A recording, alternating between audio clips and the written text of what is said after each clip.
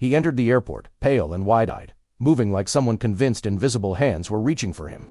No one knew then that his darting glance would be the last anyone would ever see of Lars Mittank. I was working security at Varna Airport in Bulgaria during the tail end of tourist season.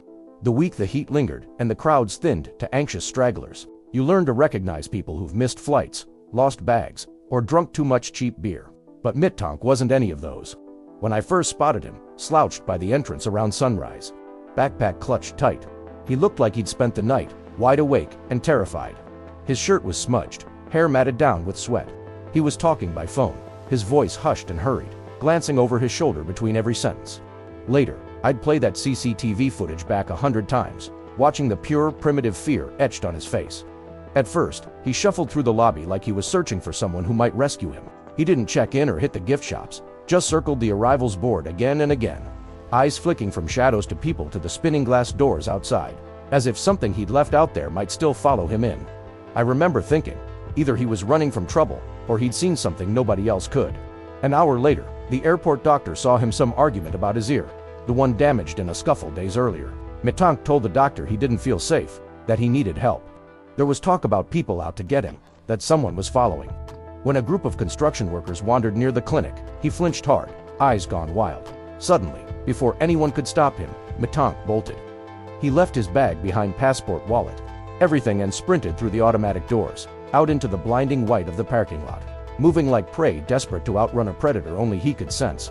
We saw him on the security monitors running with a strange, animal panic, ducking behind concrete pillars, hurtling over the wire fence as if his life depended on it. Sunglasses tumbled from his pocket. He never looked back. We called police, retraced the path he'd taken into the waist-high weeds beyond the tarmac. No luck. It was like the sun swallowed him whole.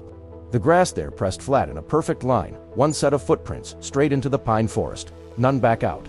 Heat shimmered above the field, pulsing with the kind of silence you only notice when you're listening for a scream. The news was everywhere for weeks. His phone signal vanished hours after he ran, and not a single reliable sighting ever surfaced. The interviews haunted me most. His mother's voice, trembling, replaying the last words he said, how he whispered, "They're after me," how he begged her not to trust the police, not to trust anyone. Airport staff avoided talking about him, but night security swapped stories on long shifts. The most seasoned guard claimed to have glimpsed a pale figure pacing at the edge of the runway at 3 a.m., weeks later, vanishing when the motion lights buzzed to life. Others insisted they heard someone sobbing behind the bathrooms near the staff lot, but found nothing but echoes and wind. Months went by, but what I remember most is reviewing the footage late one night, badge in hand, trying to make sense of it. Frame by frame, I watched Mittank's last seconds in the airport, frozen at the doors, his face a rictus of dread, as if he glimpsed a shape no one else could see. For a split second, right before he ran, his eyes locked on the security camera itself straight at me. It felt, through the screen with a desperate, pleading look, silently begging. It's been years since he vanished.